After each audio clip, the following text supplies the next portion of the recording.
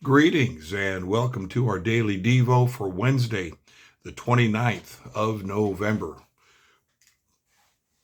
Almost done with this month. Crazy. It just zips right by. I was told when I was younger, it goes by faster the older you get. And I'm like, yeah, they were right. The rich man and poor Lazarus. The rich man and poor Lazarus. Luke 16:19 through 31. The verse quoted is verse 29 from that passage. Abraham replied, "They have Moses and the prophets. Let them listen to them." The best use of our time in this life is to prepare for the one to come. This story invites us to reflect on our eternal destiny. The story of the rich man and Lazarus is a story steeped in contrasts. The only thing the rich man lacks is a name. His undergarments are made from the softest Egyptian linen.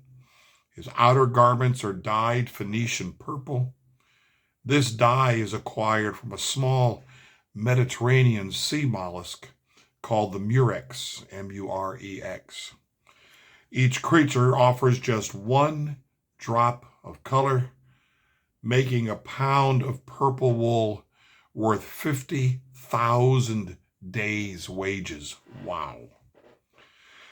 This is how the rich man dressed every day. He lived a self-absorbed, self-indulgent life of luxury. By contrast, the only thing Lazarus had was a name. He was not covered in fine clothing, but sores. Now, this is not the Lazarus of Mary, Martha, and Lazarus fame. This is a different Lazarus. His daily diet consisted of food scraps from the rich man's feasts.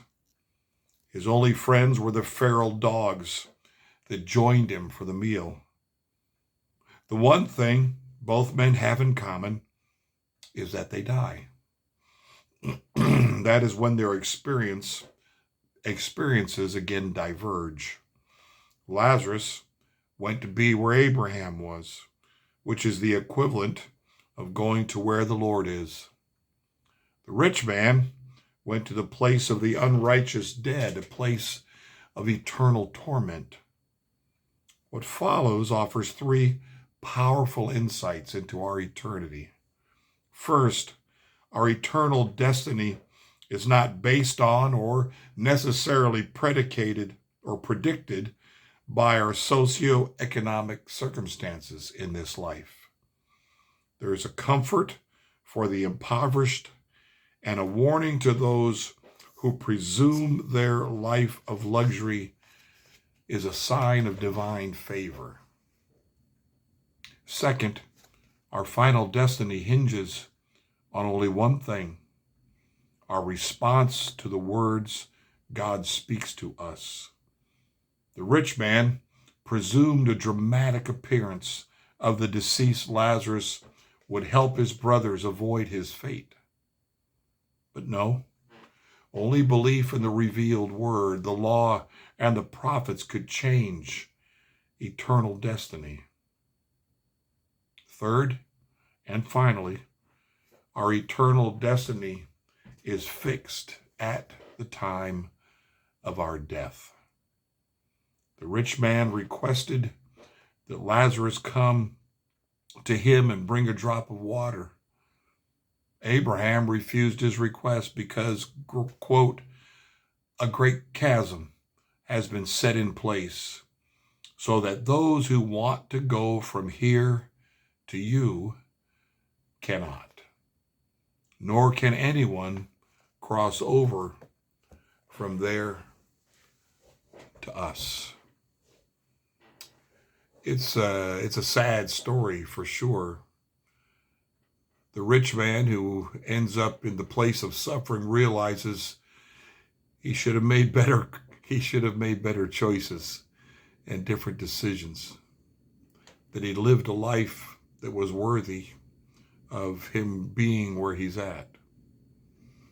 And he feared for his brothers. He feared for the rest of his family. And he wants Lazarus to be able to leave where he is, which nobody wants to do that for sure, and go back and tell his brothers. Why he thinks they'll believe Abraham, I really have no idea. But he's desperate for that, and he finds out your only chance to decide where you were going to be after you died was in life.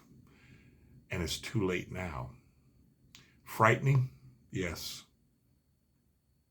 But once you've heard that news, once you've heard that story, it's up to you. It's up to you what choice you make, choices you make. It's up to you how you take this incredible gift of life and whatever it is you may have. Maybe you're not the wealthy man in the story. Maybe you're closer to being like Abraham without much at all. But still it remains what you do in this life, how you handle the blessing of life and the things that come to us in this life.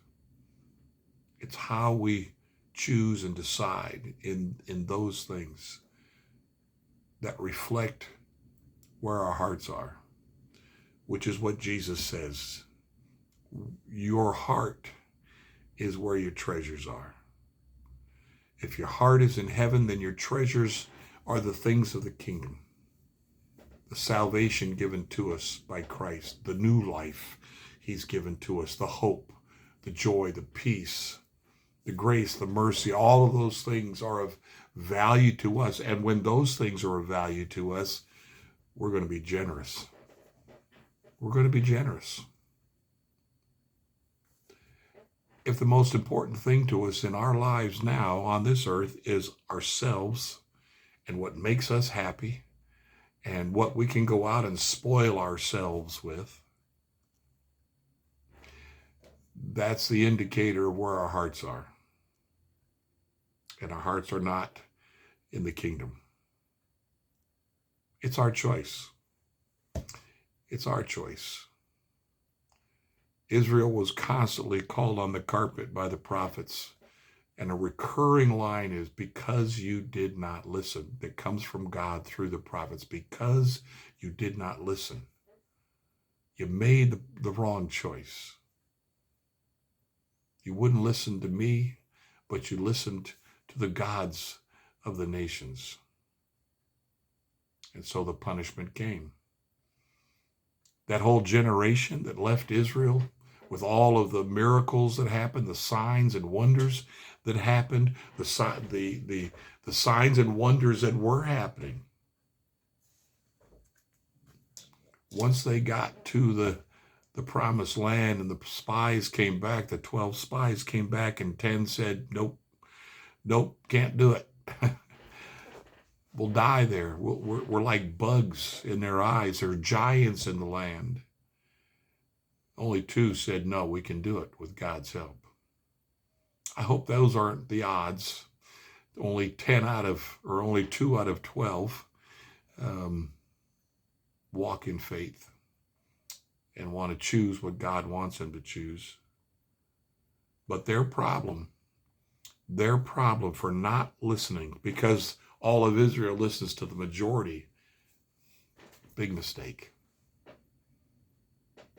And because they will not go into that promised land, because they will not listen to God, because they will not trust him, for 40 more years, they must turn around and go back into the wilderness and stay out there for all those years. And that generation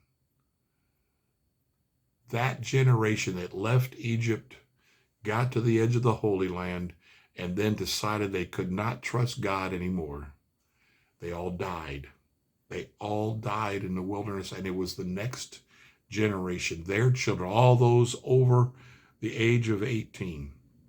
So that age might be wrong, but those who were considered to be adults in that culture, they died in the wilderness. And it was the next generation that got the opportunity to go into the promised land. This is a interesting story. It's painful to read, really. It seems harsh, but we've been given the chance.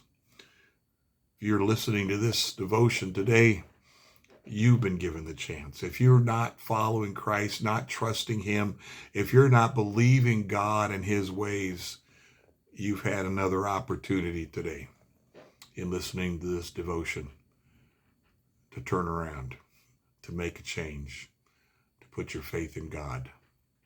Blessings to you today.